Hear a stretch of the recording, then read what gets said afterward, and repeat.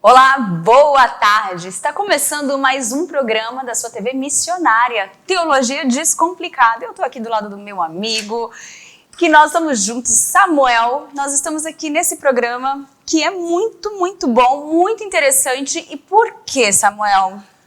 O programa é basicamente, primeiro, boa tarde para vocês, boa tarde pessoal do chat, muito obrigado pela presença de vocês.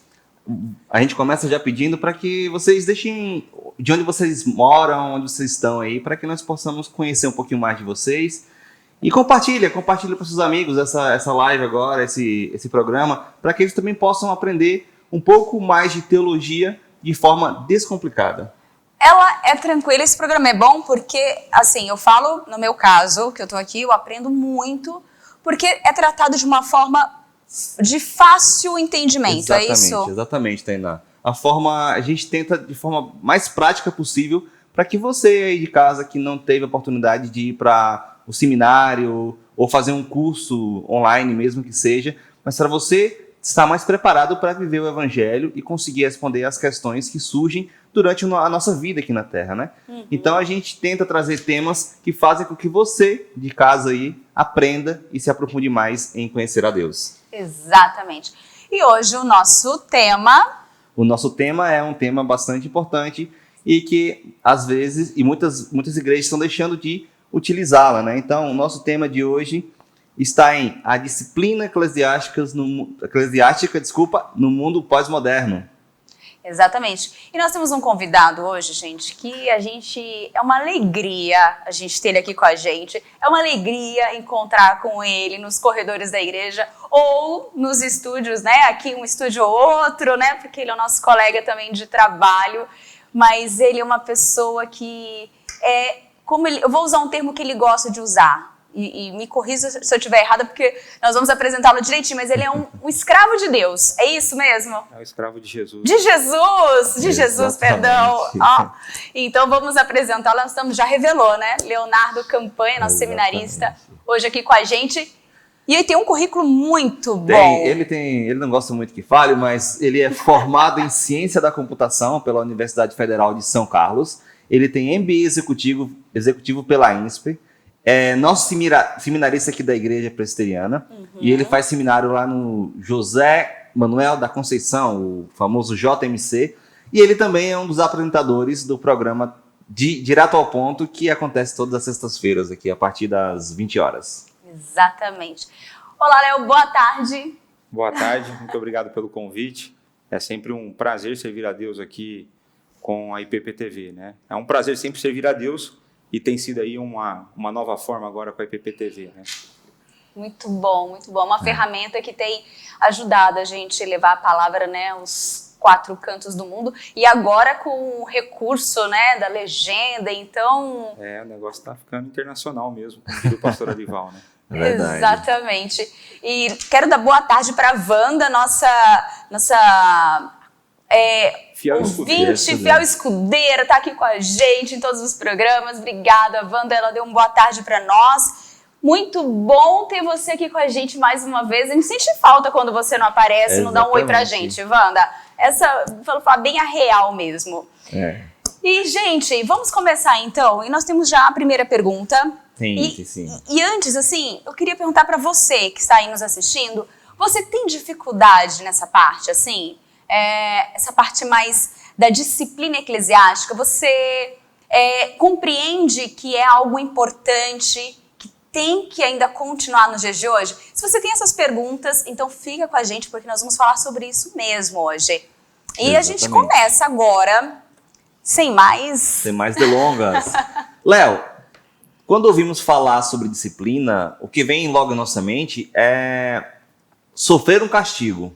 Isso é maciço na nossa mente.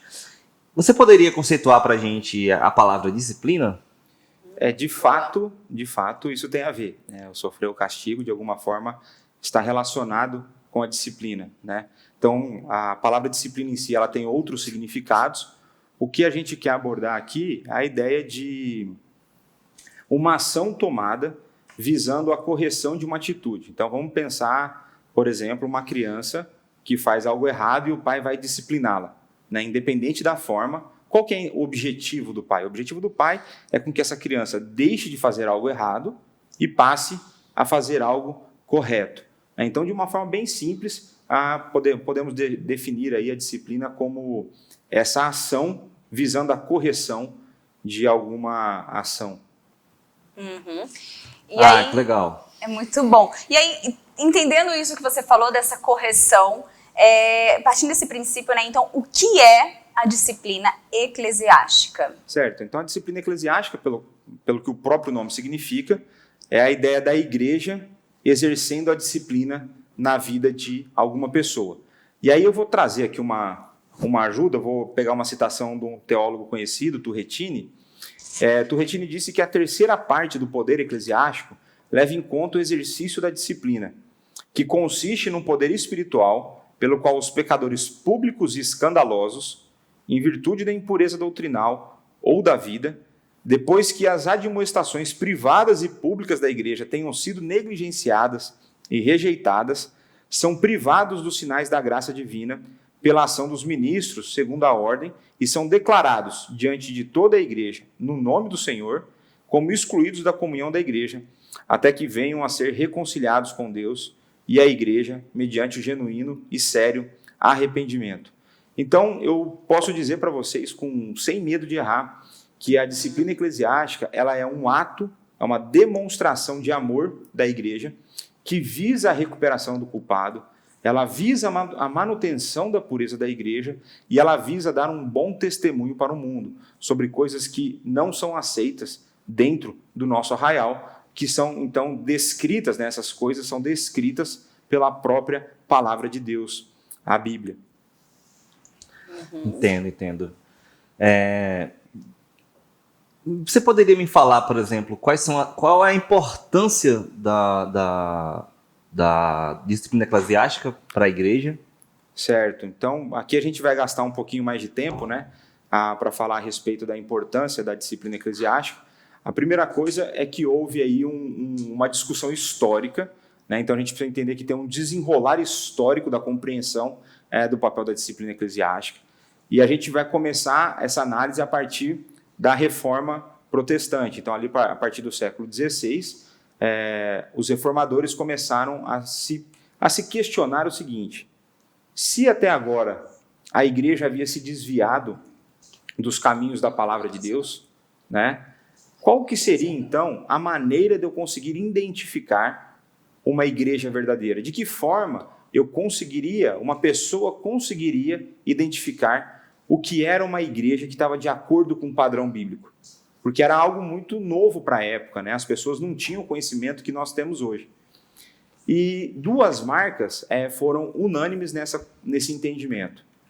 Então, todos os reformadores na época concordaram que a pregação fiel das Sagradas Escrituras era uma marca da igreja verdadeira, e a correta administração dos sacramentos, ou seja, a correta administração do batismo e da Santa Ceia, que são os dois únicos sacramentos instituídos nas Escrituras, né, diferente do que outras igrejas acreditam.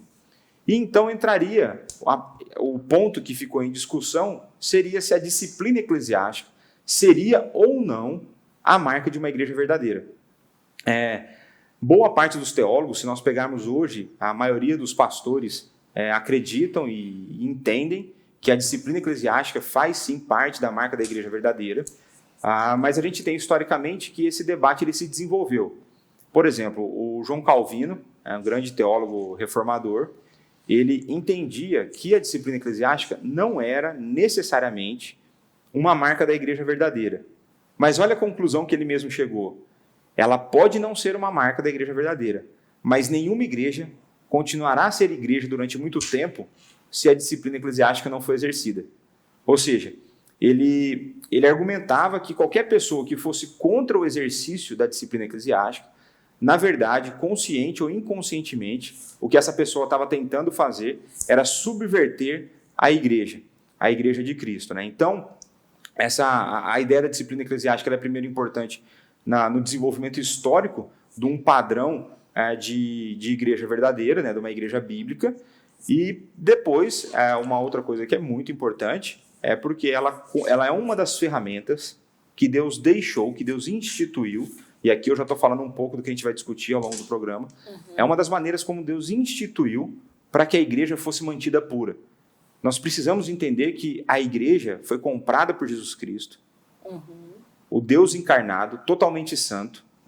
Nós servimos a um Deus totalmente santo, e esse Deus, ele não compactua com o pecado.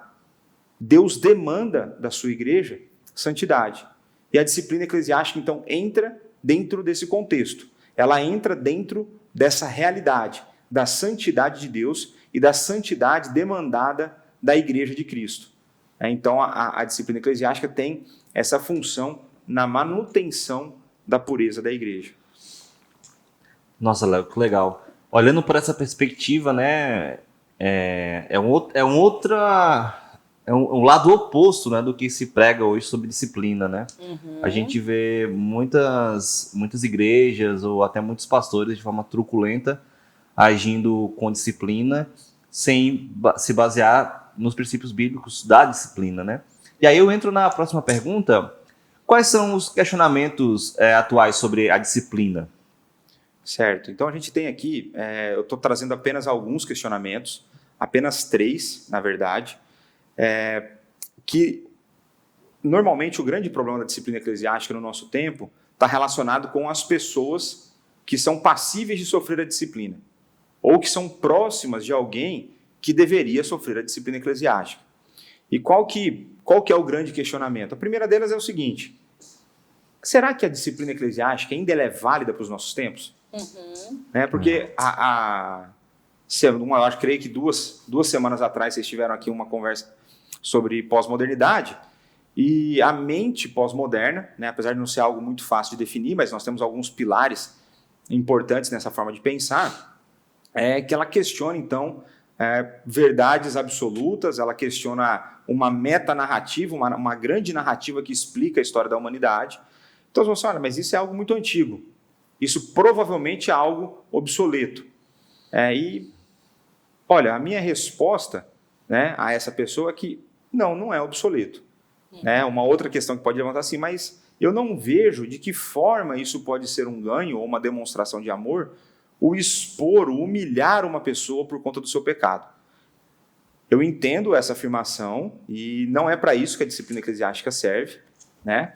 Mas o meu argumento para você é que Deus é imutável e a sua palavra também é imutável.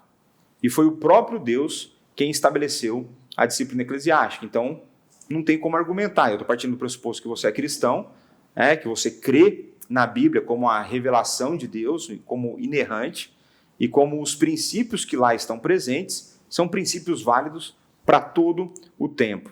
Mas tá bom, Léo, então se você está argumentando que ela ainda é válida para o nosso tempo, né? A pergunta é, será que ela é necessária? Então tá bom, você me convenceu aí com o argumento de que a Bíblia é inspirada, que a Bíblia é a revelação do próprio Deus e que Deus instituiu a disciplina. Tá bom, entendi isso aí. Mas será que ainda é necessário que a disciplina seja aplicada, né? Sim, é necessário.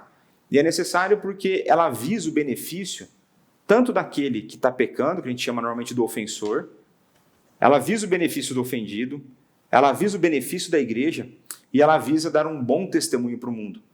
Então nós temos diversas esferas, se nós pensarmos em termos de sociedade, todas as esferas da sociedade estão envolvidas, crentes e descrentes. Portanto, a disciplina ela é então necessária no nosso tempo, né? E a outra pergunta, se ela é necessária, então qual que é a importância? A importância, eu já dei um pouco da argumentação da importância, né? Nas esferas que ela afeta, mas a importância, eu vou te segurar até o final, a gente vai conversando ao longo do programa, né? E aí, isso é muito bom. Mas aí vem aquela perguntinha, Léo, do desafio, né? Qual que é o desafio para a aplicação da disciplina eclesiástica dentro da igreja? Certo. Olha, existe um grande desafio de você fazer da igreja, né? A igreja, a partir dos seus representantes, então dentro da igreja presbiteriana, a partir do seu conselho, fazer isso de uma forma amorosa, visando os objetivos bíblicos, né? Então a gente tem lá o símbolo, a igreja presbiteriana é uma igreja confessional, ela possui 3 documentos que retratam a sua crença doutrinária, que nós chamamos de símbolos de fé. Então é a Confissão de Fé de Westminster, Catecismo Maior e Breve, Catecismo. Na Confissão de Fé, capítulo 30, nós temos lá o capítulo que fala das censuras eclesiásticas, da disciplina eclesiástica. Então, uma das grandes dificuldades é você fazer da maneira bíblica. Isso é uma coisa que demanda do conselho, né, demanda de cada presbítero, do pastor, uma busca, uma piedade, uma vida com Deus para que isso seja feito da forma correta. Mas o que eu quero tratar com vocês aqui é algo que está bem relacionado com o programa que vocês fizeram aqui da pós-modernidade, que são 4 pontos. O primeiro desses pontos é o tempo que nós vivemos. Né? A igreja ela sofre a influência do espírito da época. Né? Vocês ouviram isso lá no programa, né? E uma das coisas importantes da gente entender isso é porque o ser humano, nós vivemos no mundo caído. O que isso representa? Isso representa que nós ainda, mesmo que regenerados, mesmo que já com o Espírito habitando em nós, nós ainda não estamos completamente santificados. Nós ainda sofremos, de alguma forma, influência do pecado. E o pecado influencia, né, o que a gente chama aqui da depravação total, todas as áreas da existência humana. Não em sua totalidade, mas na sua amplitude. E isso vai trazer para nós que, inclusive, a nossa forma de pensar, a nossa forma de enxergar o mundo é afetada pelo pecado. Então, mesmo a igreja sofre influência do espírito da época. Ou seja, nós vivemos aí na pós-modernidade, nós sabemos que, como eu já falei, né, ela é uma maneira de pensar difícil de se estabelecer um padrão completo, mas tem alguns pilares essenciais. E um deles é que a pós-modernidade não crê mais em uma grande narrativa que explique a realidade. Então, para uma pessoa pós-moderna, o cristianismo não é uma explicação válida para toda a realidade existente. Essa pessoa está perdida. Nós sabemos que, sim, as escrituras nos dão a compreensão completa, né, a narrativa completa para compreender a realidade. Então, uma vez que você já não tem mais uma meta-narrativa, você não tem uma grande narrativa que explique a realidade, você não vai ter mais absolutos. E se eu não tenho mais absolutos, eu não vou ter mais padrão para poder julgar. E isso nós podemos linkar com um dos tentáculos da pós-modernidade, que é o relativismo. Então, já não existe mais um padrão moral, existe a sua moralidade e a minha moralidade. Não é que eu creia assim, tá? Só estou explicando como que o pós-moderno pensa, tá certo? Então, existe uma relatividade moral, não existe mais um código moral universalmente aceito, apesar dele existir, ele só não é aceito. Né? O código moral universal são as Sagradas Escrituras. Uma vez que eu sou pós-moderno e eu relativizo as coisas, a tradição não tem mais espaço na minha vida. Então, aquilo que a igreja prega, aquilo que ela ensina, aquilo que foi criado e foi cultivado ao longo da história, eu desprezo. Tá certo? Então, uma das formas aí que o pós-moderno, né, o pós-moderno pensa. E uma outra implicação do relativismo é: quem é você para falar do meu pecado? Quem é você? Aí ele vai pegar, né? Ele vai pegar essa pessoa que profere essa frase, ela vai abrir a Bíblia, né? A Bíblia dela é diferente da minha, porque a Bíblia dela só vai até um versículo que fala assim: tira a trave do teu olho. Né? Quem é você para falar do cisco no meu olho? Mas o problema é que essa pessoa esqueceu que a Bíblia continua, né? E no que a Bíblia continua, ela vai falar que, então, em primeiro lugar, remove a trave do teu olho para que você possa remover o cisco no olho da outra pessoa. Né? Então, o relativismo vai tentar relativizar a ideia da importância da participação da outra pessoa na minha vida. Você tem a sua moral, eu tenho a minha, viva você com a sua e eu vivo com a minha. A gente vai ver que isso não tem espaço dentro do corpo de Cristo. Primeiro porque nós somos chamados para viver unidos como corpo e não separados. Né? E aí a gente sabe que tem uma moralidade única, né, absoluta. Uma outra coisa que afeta muito o entendimento da disciplina eclesiástica e a ideia do exercício da disciplina eclesiástica é um conceito deturpado de amor. Então hoje, quando você vai falar com uma pessoa, ela fala assim, e você confronta o pecado dessa pessoa, ela fala assim, mas você não me ama. Porque se você me amasse, você me aceitaria como eu sou. E isso é tudo menos amor. Isso é a reação ingênua de uma criança que ainda não desenvolveu a sua racionalidade completa. Então, quando você vai lá disciplinar uma criança, ela fala assim, mas você não me ama? Né? Porque tá me disciplinando? Exatamente porque eu te amo, eu estou disciplinando. Né? Então, nós precisamos Exatamente entender isso. o que é o conceito de amor. E o conceito de amor, de onde que ele vai ter que originar? Das Escrituras. Né? Então, hoje, como que as pessoas entendem o amor? E aí o Bauman, né, um sociólogo aí não cristão, nos ajuda quando ele define lá o amor é líquido. Né? Nós vivemos numa sociedade líquida, uma sociedade que se esvai, não tem muita forma, e o conceito de amor entra nessa jogada. Então, para a nossa sociedade, o amor é algo autônomo, é um sentimento que surge, e ele desaparece. Por isso que os casamentos hoje acabam. Porque a pessoa fala assim, acabou o amor. O que a sociedade confunde é amor com paixão. A paixão é autônoma. Em alguns momentos ela está em alta, em outros em baixa. Todo mundo que é casado passa por essa experiência. Exatamente. Mas o que sustenta o casamento é o amor. O amor dentro do padrão bíblico, que a gente já vai definir. Nós vamos passar aqui só por algumas características do amor líquido, desse amor pós-moderno. Né? A segunda característica é que uma vez que esse amor para a sociedade é um sentimento autônomo, ele é ao mesmo tempo, então, superficial e descartável. Se ele é autônomo, ele surge, ele vai, eu posso viver com ou sem ele. Esse amor tem vida própria. E, ao mesmo tempo, ele é muito superficial. Em terceiro lugar, esse amor ele é egoísta. Então, eu amo a pessoa enquanto ela tiver algo para me dar. Enquanto ela me satisfizer. Enquanto eu puder tirar algum proveito dessa pessoa. E aí nós chegamos na quarta característica, que esse amor pós-moderno ele é fundamentado no prazer. Então, eu busco, né, o que foi falado aqui no programa, a ideia do hedonismo, né? Então, quando a pessoa não mais me satisfaz, esse sentimento que é descartável, superficial, eu simplesmente lanço fora. Então, é a forma como a sociedade enxerga o amor hoje. Agora, adivinha se isso está próximo ou distante do conceito bíblico? É basicamente o oposto. Né? Então, o conceito bíblico... Caminhos diferentes. É basicamente o extremo oposto. Né? Então, quando a gente pensa no amor dentro da perspectiva bíblica, primeira coisa, o amor ele pode ou não ter sentimentos. Né? Para algumas pessoas isso pode soar estranho. O amor pode ou não ter sentimentos. O que nós temos certeza é que no amor existe decisão, ação e intencionalidade. Então, você, dentro do cristianismo, um cristão, ele resolve amar as pessoas. Se o amor fosse apenas sentimento, como seria possível obedecer a amar o seu inimigo? Como eu poderia amar alguém que me ofende? E veja que Cristo não dá opção. Manda você amar o próximo. E o próximo é qualquer pessoa. Então, em primeiro lugar, é uma decisão de amar uma pessoa e por isso eu posso amar inclusive aquele que não me ama. Eu posso amar inclusive aquele que nada tem a me oferecer.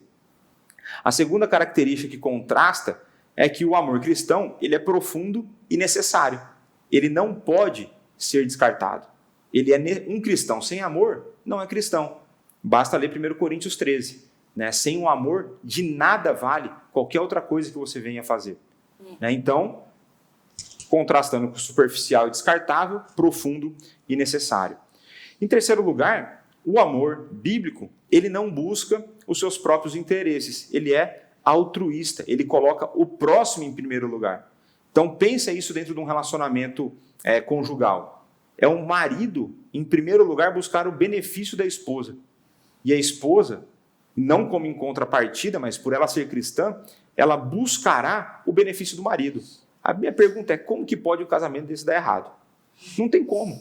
Né? Não tem como, porque ele está fundamentado no conceito de amor bíblico. Né? E o quarto ponto, né, quarto e último ponto, é que o amor bíblico, ele suporta a injúria.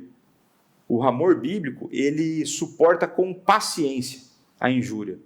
E digo mais, ele paga o mal com o bem.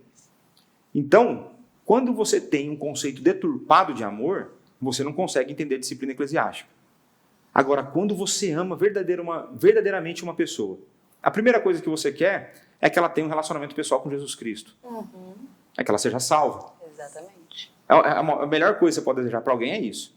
Agora, quando essa pessoa já é cristã, ela já tem esse relacionamento. Qual que pode ser a melhor coisa que você pode desejar para ela?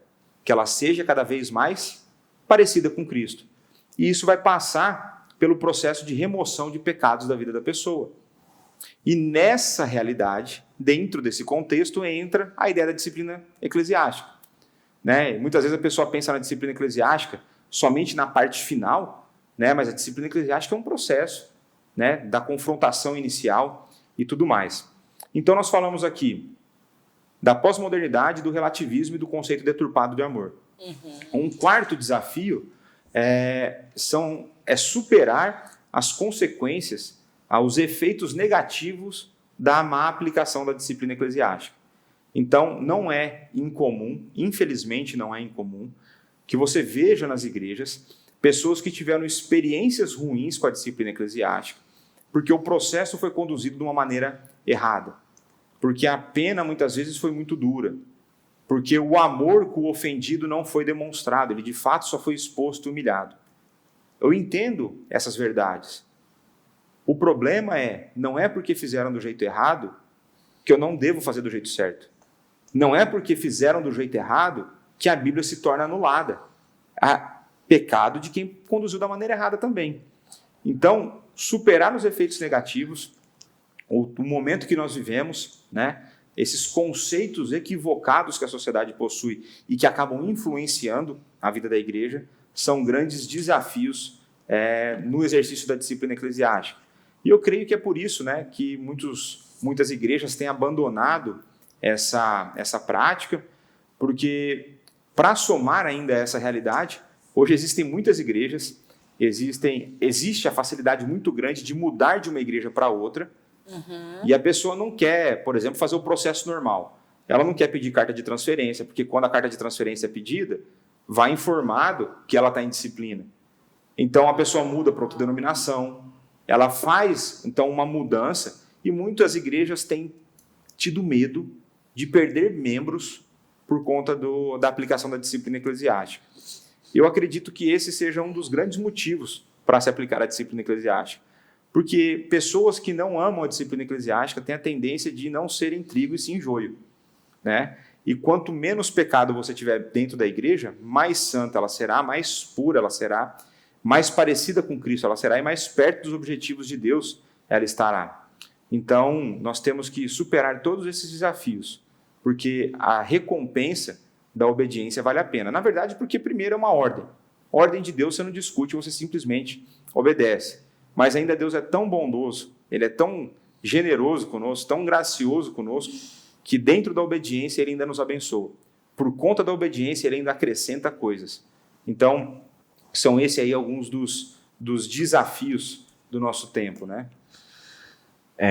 Léo, realmente, partindo numa perspectiva de vendo o mundo como ele está hoje, são muito sérios, na verdade, esses desafios, mas que a igreja deve responder de forma bíblica, independente da situação, independente do momento do mundo. A gente tem que se basear na Bíblia, porque ele é nosso manual de fé e prática, e é a partir dela que a gente tem que direcionar nossas vidas, né?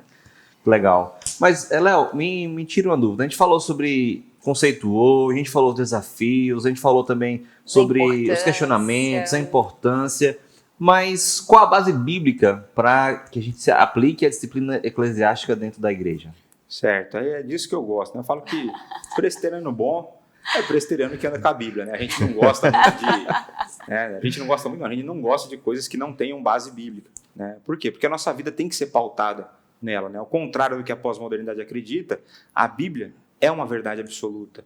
Ela é o padrão moral de conduta universal, né? Então vamos para ela, e eu quero começar com vocês aqui, em primeiro lugar, com Hebreus, capítulo 12, versos de 6 a 8. Aqui a gente não está falando ainda da disciplina eclesiástica.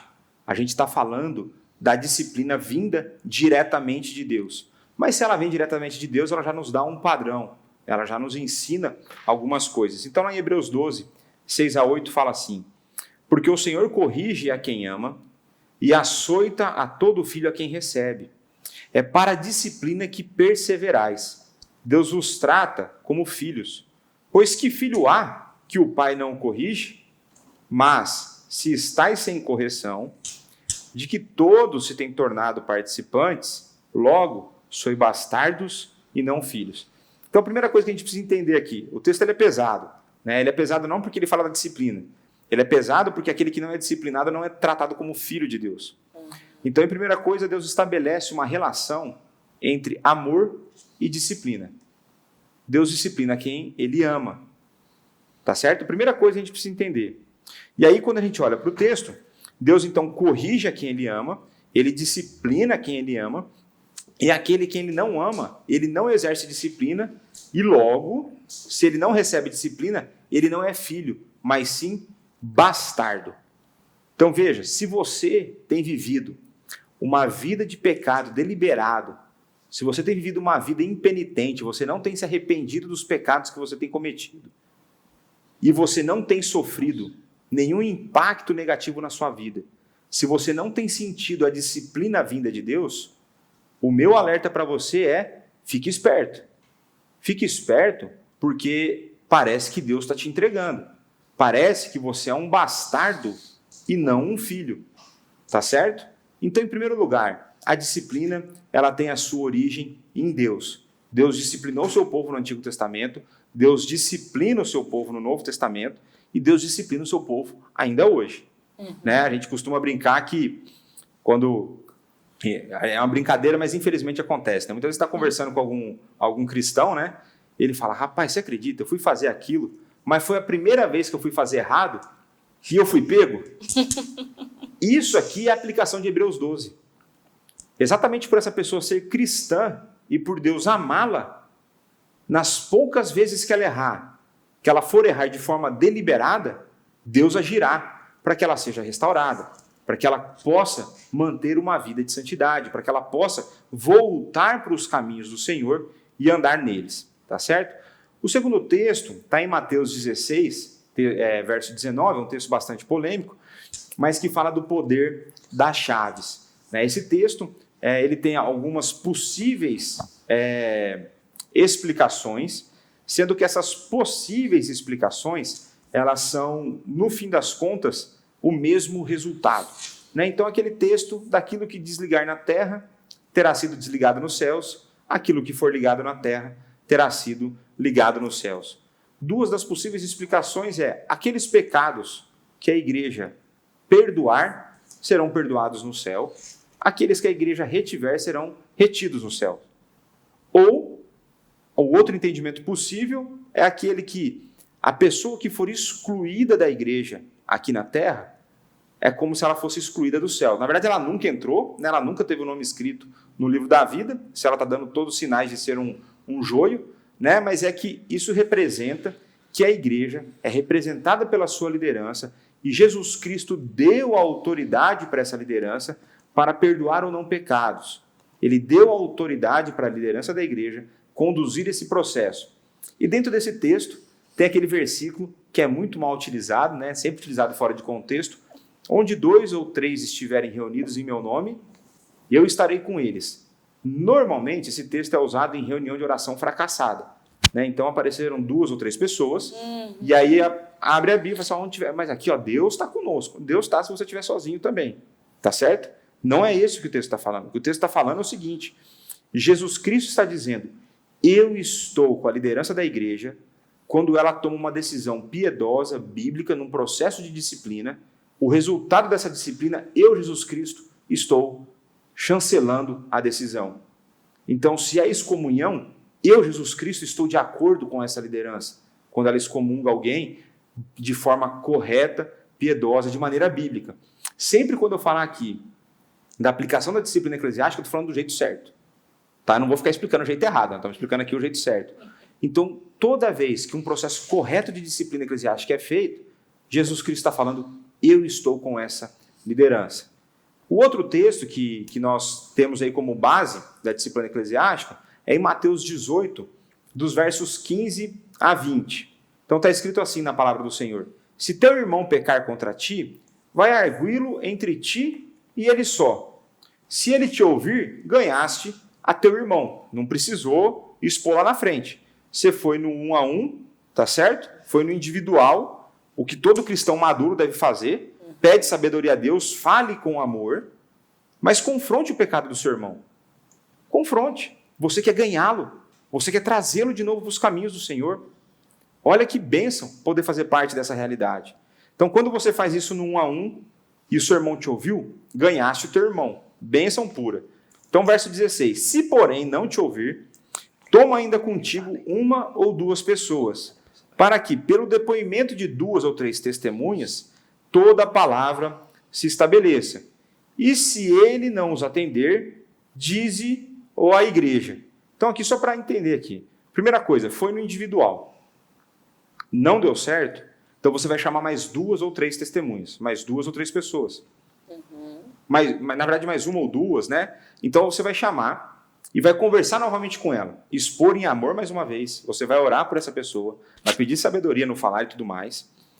Se ela ouvir, muitas vezes a pessoa precisa de um choque de realidade para entender o que ela está fazendo, porque o pecado tem esse poder cauterizador, né? Ele cega o nosso coração. Se a pessoa ouvir, ganhasse o irmão, excelente. Se não ouvir, aí é o passo seguinte. Olha só o que o texto fala. E se ele não atender, dize-o à igreja. Que é a igreja aqui na figura da sua liderança. Então aqui, por exemplo, na igreja presbiteriana, ou do Brasil, como que funciona? A gente não faz processo de disciplina eclesiástico fundamentado em fofoca. Não é diz que me diz. O presbiteriano ele é um pouco burocrático, ou muito. Então você vai ter que entrar com um documento, vai ter que ter testemunha, vai ter que assinar o seu nome, colocar o seu nome, provar o pecado que você está acusando o seu irmão. Porque a ideia não é estimular um legalismo que vai caçar pecado na vida das pessoas. A ideia não é estimular a fofoca, a ideia é estimular a santidade. É exatamente o oposto do pecado, né? Então dize a igreja, na figura da sua liderança. Foi essa liderança que em Mateus 16 ganhou o poder das chaves. Tá certo? Lá na figura de Pedro, o líder dos apóstolos. Então, olha só. E se recusar ouvir também a igreja, considera-o como gentil e publicano. O que isso significa? Excomunga a pessoa.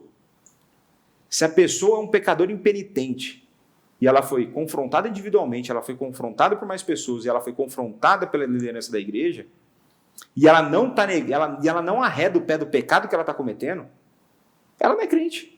É assim que a igreja deve tratá-la. E Jesus Cristo está falando, e eu vou estar nisso aqui.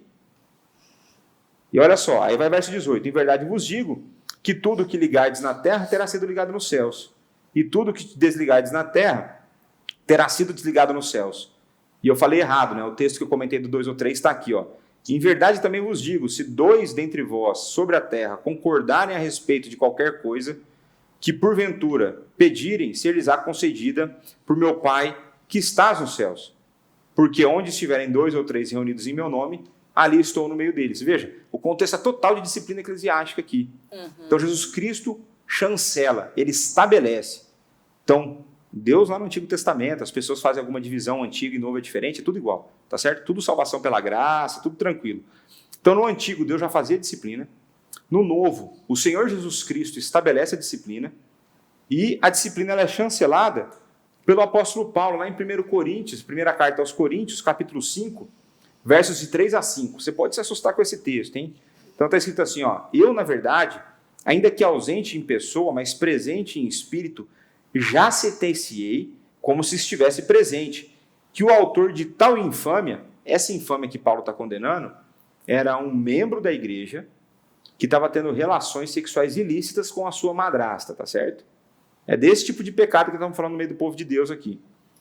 Seja, em nome do Senhor Jesus Cristo, reunidos vós e o meu espírito, com o poder de Jesus, nosso Senhor, entregue a Satanás para a destruição da carne, a fim de que o espírito seja salvo no dia do Senhor Jesus. Veja, o que Paulo está falando aqui é o seguinte, entrega o corpo para o diabo para salvar a alma. A disciplina eclesiástica, ela avisa, em última instância, sempre, na verdade, a recuperação do ofensor. Nós queremos que o ofensor se volte para Cristo. E Paulo está falando, nem que a gente tenha que expulsá-lo da igreja, para que depois ele possa cair na real e voltar arrependido. E a última referência bíblica que eu quero dar aqui está em 1 Timóteo, né? Primeira carta a Timóteo, capítulo 5, o verso 22, somente a parte A. Né? Então, só para a gente entender, Paulo estava escrevendo a carta a Timóteo, um jovem pastor com grandes desafios na sua igreja, e Paulo dá a seguinte orientação: não te tornes cúmplice de pecados de outrem. Então, quando a gente olha para as Sagradas Escrituras, quando eu não confronto o pecado, então, se a gente volta lá em 1 Coríntios, a igreja que estava em Corinto estava sendo cúmplice do pecado cometido. Porque eles simplesmente não confrontavam, eles conviviam como se nada tivesse acontecendo. Uma vez que eu faço isso, eu me torno cúmplice. Se você possui um amigo em pecado deliberado e você não está confrontando o seu amigo, você está sendo cúmplice desse pecado. O negócio é pesado. Nós, como cristãos, fazemos parte do mesmo corpo. Nós somos chamados a amar o nosso irmão, e isso, inclusive, interferindo em pecados deliberados que ele tem cometido. Né? Então, quando a gente olha para isso, nós não podemos nos tornar cúmplices do pecado de outra pessoa. Portanto, quando nós estamos convivendo com pessoas, quando nós convivemos com os nossos irmãos, nós devemos confrontá-la com o seu pecado. Se ela não se arrepende, aí a gente vai seguir no Mateus 18, até que ela possa ser reestabelecida. Né? Então, são aqui apenas alguns textos, nós teríamos mais textos, mas alguns textos para fundamentar o processo de disciplina eclesiástica. Que bênção, Léo. E você falando aí, eu estava pensando aqui, a igreja que não age, que não utiliza a disciplina eclesiástica, ela está realmente, deliberadamente, abraçando e aceitando o pecado e dentro da própria igreja, né? E isso é muito grave. Exatamente. Lógico, utilizando os princípios que você aplicou aqui, mas a gente tem que, né, Tainá? A igreja em si tem que levar isso em consideração mesmo. Mas, voltando aqui para o chat, muito obrigado, Wanda. Wanda está aqui com a gente sempre. Obrigado, Wanda. Wanda estava de manhã também hoje. Muito obrigado, Wanda, pela sua audiência. Você é uma bênção. A Leica Nóbrega, ela é minha cunhada. Ah, é? Exatamente. Geisla levantou uma coisa interessante. Vamos dar like aí para ajudar o canal. E também, se você ainda não é inscrito, se inscreva e também compartilha para o pessoal. E olha só que legal, né? A Gélia Rocha, ela falou, né? Esse assunto, a mensagem é forte, a mensagem do Senhor, e é mesmo. Quando a gente começa a compreender, né? O Léo levantou várias questões aqui, vários momentos falando da forma como nós usamos muitos versículos de forma errada, às vezes, né? E como a gente usa versículos pela metade, muitas vezes o conhecimento, e isso se dá ao quê? Um conhecimento às vezes limitado, né? Um conhecimento às vezes tendencioso, né? Quando a gente quer trazer aquela mensagem de conforto para nós, quando nós olhamos a Bíblia buscando ela como um conforto para nós e tentando enxergar a gente dentro da Bíblia e não enxergando a verdadeira mensagem da Bíblia, né? A gente tem essa tendência a trazer isso um pouquinho, né, Léo? O mestre Arival fala que cada um faz a teologia que mais lhe agrada. Exatamente. Então você pode, né, pegar a Bíblia, espancar a Bíblia, distorcer a Bíblia e tirar aquilo que você quiser dela. Mas o que nós buscamos é extrair a verdade. Sim. O que nós buscamos é extrair aquilo que Deus revelou, né, através dos autores. Né? Então, só para complementar aqui, perfeito. A gente não pode também esquecer que é muito importante que a gente entenda corretamente o que é a igreja. Né? Então faz a propaganda, né? Tem um programa direto ao ponto sobre a teologia da igreja, né? Assista lá. Mas quando eu entendo que a igreja é a noiva de Cristo, coloque a mão na sua consciência, tá certo? Qualquer coisa que você faz contra a igreja. Então, se você faz fofoca dentro da igreja, você está pecando contra a noiva de Cristo. E aí quem vai defender a noiva? É o próprio Cristo. É o Deus Todo-Poderoso. Né? Tem um amigo meu que fala que com ele você não pode mexer, porque com ele você não dá conta. Né? Então a gente precisa ter isso muito claro. Se eu entendo que a igreja é a noiva de Cristo, a gente tem que lutar pela pureza dela. A gente tem que lutar pela compreensão correta das Escrituras. E aí a gente vai lutar pelo correto exercício da disciplina eclesiástica. Né? Tem um amigo meu, seminarista também, o Rafa, vocês conhecem, né? Já esteve aqui no Manhã IPP esses dias, e ele contando uma experiência numa congregação que ele está trabalhando, uma pessoa falou assim, Rafa, eu quero me tornar membro aqui para vocês me disciplinarem, porque eu estou vivendo em pecado deliberado. Nossa. Então, quando a pessoa entende o que está acontecendo, olha só, a própria pessoa está pedindo. Talvez já seja um sinal de que ela não precise, né? Mas ela precisava arrumar a situação dela, arrumando a situação, se arrependendo do pecado e tudo mais, né? Mas é importante isso. A disciplina eclesiástica, como qualquer disciplina, às vezes dói. Sim. Dói porque nós temos um coração orgulhoso. Teu coração é cheio de orgulho, né? Igual o meu, né? Cheio de orgulho. Então, quando o nosso orgulho é ferido, isso machuca. Mas se você for lá e ler Hebreus 12, vai falar assim, ó, no final no começo produz dor, mas no final é alegria, porque está conformando a imagem de Cristo no nosso ser. Então, comece a ficar com essas realidades aí na sua mente, hein? Ai, que lindo. Tô aqui já me emocionando, Léo. Com a Tainá não é tão difícil. Mas é muito bonito mesmo. E essa questão do orgulho, né? Já foi até citado aqui como dica, né? Do orgulho à humildade. Eu lembro que quando me indicaram esse livro, né? Eu pensei, uai, por quê, né? Quando eu comecei Achei que era a mineiro, ler... Uai, um mineirinho aí. E aí, quando eu comecei a ler... Nossa, eu chorava, assim, em alguns momentos eu parava, respirava, eu olhava e falava, gente... porque o pecado, ele segue a gente. Então eu falava assim, quem mais, né? Porque vem a vergonha, né? Quando você começa a perceber. E aí você pensa assim, quantos ao meu lado viram essas minhas atitudes, me ouviram falar determinada frase. E deixou passar.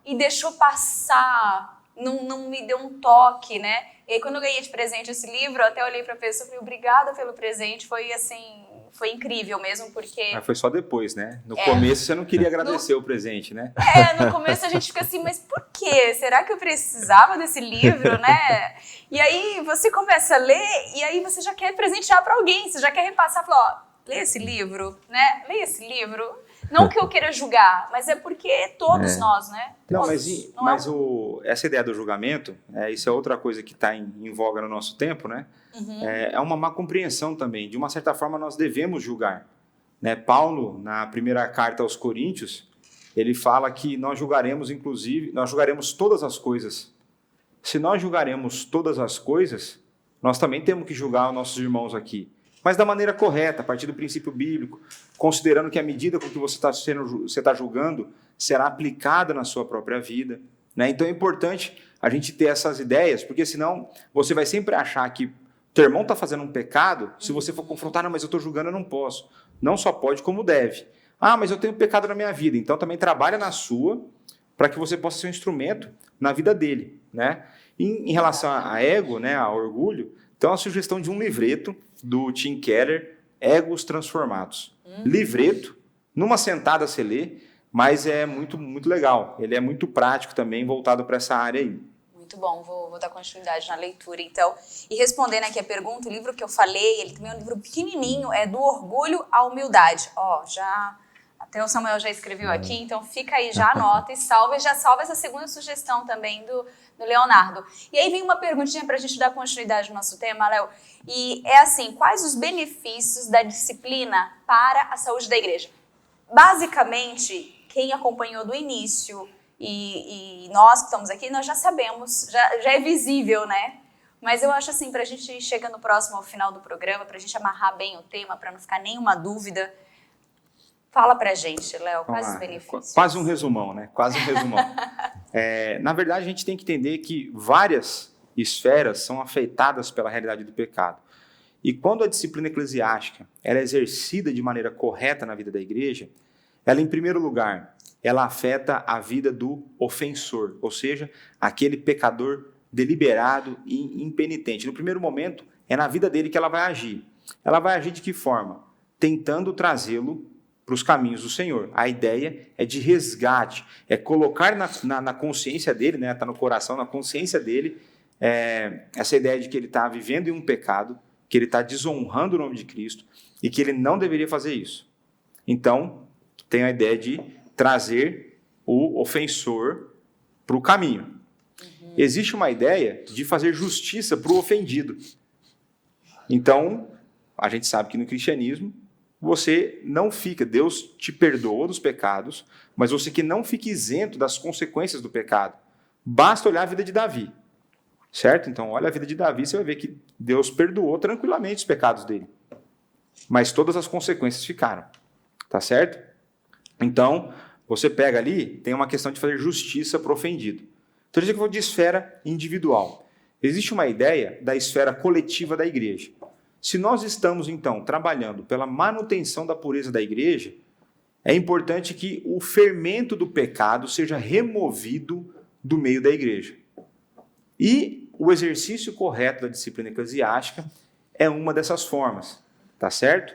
Então, de que maneira isso vai servir? Uma vez que o processo, vamos pensar o processo de disciplina, que chegou lá no ápice, lá no final, no ápice não, né? Lá no final do processo, na última consequência, que é a pessoa ser disciplinada publicamente.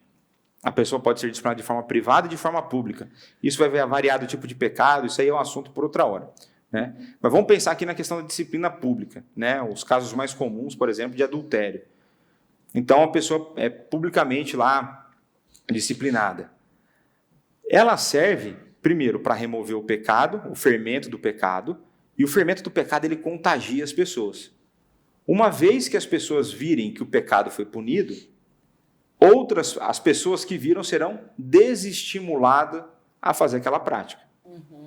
Então, tem um professor meu do seminário, né, que fala assim, olha, quando acontece um caso de disciplina pública na minha igreja, eu tenho de 3 a 4 meses de paz, porque aquele pecado o pessoal vai ficar esperto. Né? A gente não deveria ter esse tipo de postura, mas deveria ser o natural, a gente sempre se preocupar com o pecado. Né? Então, você tem a ideia da remoção do fermento da igreja. E a terceira esfera, a ideia de testemunho para o mundo. Né? Então, pensa, se a igreja aceita qualquer prática no meio dela e ela nada faz, os de fora olharão e falarão, que igreja é essa que faz a mesma coisa que eu faço? Eu não preciso estar naquele meio. Né? Então, nós precisamos entender que a igreja foi chamada por Cristo. Uma das principais marcas, né, características da igreja, é ser diferente. Se você está numa igreja que o discurso dela, nós somos parecidos, nós não somos tão diferentes do mundo, pula fora. Sai correndo. Do jeito que você estiver entrando, já dá a ré e põe no Waze em outro lugar e procura. Tá certo? Uma das marcas distintivas da igreja é a sua diferença.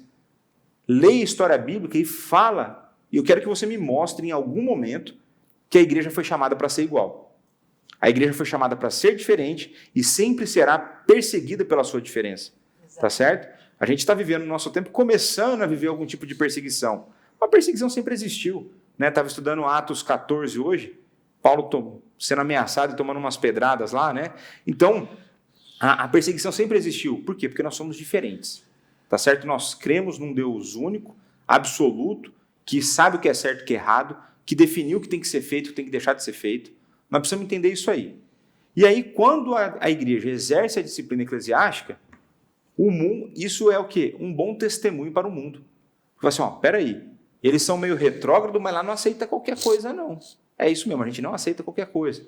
Né? Então, ao mesmo tempo que nós damos esse bom testemunho, a confissão de fé fala de vindicar a honra de Cristo. Né? Então, nós estamos honrando a Jesus Cristo diante do mundo, quando nós prezamos pela sua palavra, quando nós prezamos pela santidade, nós então falamos para os de fora, aqui nós somos diferentes, e não pelo nosso mérito, mas pela ação do Espírito Santo, pela obra redentora de Cristo que foi aplicado ao meu coração, ao seu coração, ao coração dos meus amigos aqui da bancada, né? Então, pelo menos eu acredito nisso, né? Acredito que eles são todos salvos, né? Então, quando a gente olha para essa realidade, a gente testemunha então para o mundo. Aqui nós não aceitamos qualquer coisa, porque nós vivemos para a honra e para a glória do nosso Senhor e Salvador Jesus Cristo. Então, de uma forma resumida, o benefício para a igreja é esse. Ela recupera o pecador, ela busca manter a manutenção da pureza da igreja, arrancando o fermento do pecado, inibindo que outras pessoas cometam esse mesmo erro. Nós damos testemunho para o mundo, né? Vindicamos a honra de Cristo, e tudo isso contribuirá na evangelização. Tudo isso contribuirá para o crescimento do reino, porque não achem que a igreja cresce por conta da sua igualdade. Ela dá uma falsa noção de crescimento no início, mas logo se dissipa. é na diferença, é na fidelidade que a igreja cresce. E ela cresce porque Cristo vai acrescentando, né? Ela é igual lá em Atos, né? Diariamente Deus vai acrescentando a vidas salvas no meio da igreja fiel, né? Então, seria de forma aí, para fechar o resumão, seriam esses os benefícios, né, da aplicação da disciplina eclesiástica para a vida da igreja. Muito bom mesmo. Que bênção, que bênção. Aqui, Léo, tem duas perguntas, uma é mais um questionamento, né? Só se souber responder. Hein? A Maria Dulce falou sobre a questão de acompanhamento, né? E aí, Maria Dulce, já para deixar a senhora de forma clara isso, a disciplina, a gente também leva em consideração o acompanhamento com o disciplinado, né? Então, vai ter sim um acompanhamento com essa pessoa vai ser acompanhada, vai ser tratada junto com a liderança. Então, não se preocupe com relação a isso. Pô, Samuel, só para complementar aqui, né? Dentro da igreja presbiteriana, dentro do exercício da disciplina, primeiro que monta tribunal, é um negócio, o ofensor tem o direito de se defender para falar se não foi pecado. É um negócio bem estruturado. Mas se o processo foi feito de uma forma correta, bíblica, o conselho designará pelo menos um presbítero, ou dependendo de uma comissão dentro do conselho, para acompanhar essa pessoa, né, o ofensor, para que ele seja reestabelecido, para orar com ele, para fazer um acompanhamento frequente de como tem ido essa área na vida da pessoa.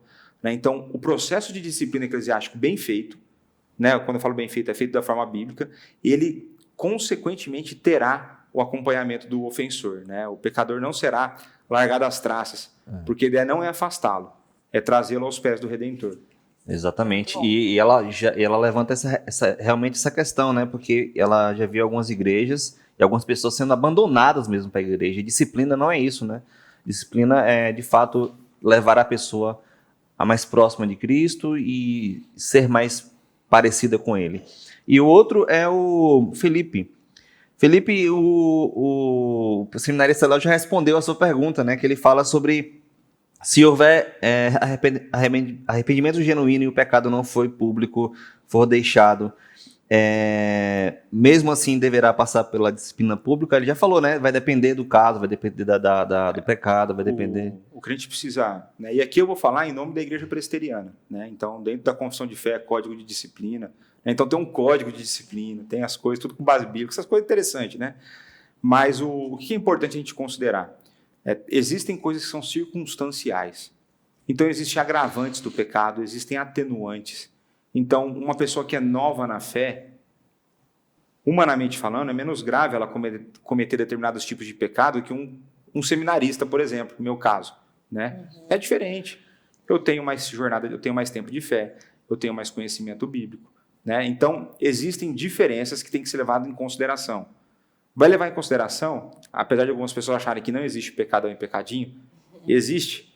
Todos ofendem a Deus, tá certo? Não é que ofende e tal. Todos os pecados ofendem a Deus. Mas existem, a partir da perspectiva humana, pecados que têm consequências piores e consequências... menos nocivas. Né? Eu ia falar melhores, não tem consequência melhor de pecado, né? Mas mais ou menos graves, né? Consequências mais ou menos graves. Então, por exemplo, Jesus Cristo coloca lá na ideia da cobiça, ele vai falar do adultério, fala, adulterar não é só consumar o fato. Quando você olha e deseja, você já adulterou no seu coração. Pergunta para o seu cônjuge se ele vai considerar no mesmo nível o adultério só que você só imaginou e o adultério que é consumado. Com certeza, não vai considerar no mesmo grau. Não vai considerar. Então, a gente vê que existem consequências mais graves e menos graves. Né? Então, tudo isso será pesado. Né? Então, o tipo de pecado, enfim, e aí vai muito da sabedoria do conselho nesse processo. Muito bom, muito bom. Léo, obrigada mais uma vez, né, por estar com a gente aqui, né? Nós vamos passando por alguns programas, né? Mas obrigada por estar pela primeira vez aqui com a gente no Teologia Descomplicada. O prazer foi meu, não sei se eu compliquei ou descompliquei. Eu espero que Deus tenha te abençoado e que você possa, né, exigir isso na sua igreja, né, que você possa ver os benefícios. Se você ficou em dúvida, estude mais, pesquise mais. Né, tem um livro aí, um livreto do Augusto Nicodemos, né, Mantendo a Igreja Pura, né, vale a pena dar uma lida, é um livro de fácil leitura e muito esclarecedor acerca da disciplina eclesiástica, né? Então, comece a pensar sobre esse fato, né, comece a ver isso como que tem sido tratado na sua igreja, converse com o seu pastor acerca dessa realidade e comece a olhar para a sua vida, a vida dos seus irmãos, né, para que a gente possa ser cada vez mais santos, né? Eu acho que essa é a nossa grande batalha da vida aí. Exatamente. Que legal. Gente, muito obrigado. Os livros que foram citados aqui foi Do Orgulho à Humildade, Egos Transformados, que é o nome do outro livreto, e como é o nome do outro, Léo? Mantendo a Igreja Pura, do Augusto Nicodemos. Mantendo a Igreja Pura. A gente vai colocar na descrição desse vídeo, tá bom? Gente, infelizmente chegamos ao fim do nosso programa. É uma pena, mas foi muito bom. Muito obrigado, Léo, pelos esclarecimentos sobre o tema. Realmente deve ser levado em consideração.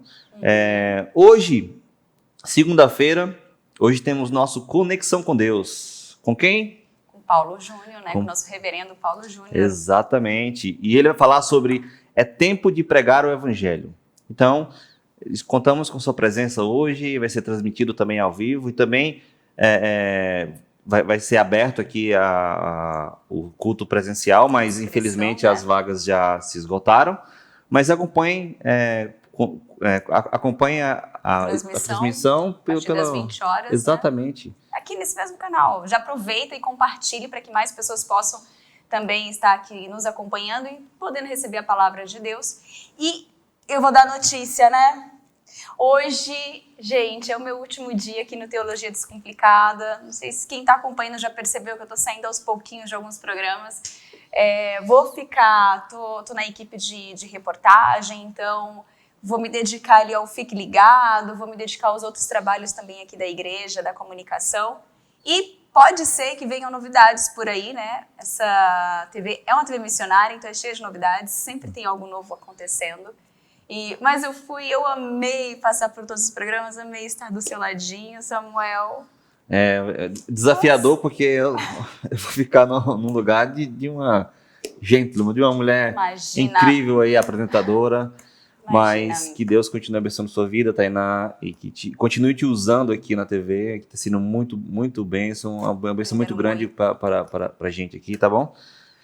E é isso. Vocês estão bem acompanhados. Samuel Lopes, teólogo, com muito conhecimento, é ele que sempre cuidou com muito carinho aqui das pautas de todos os programas.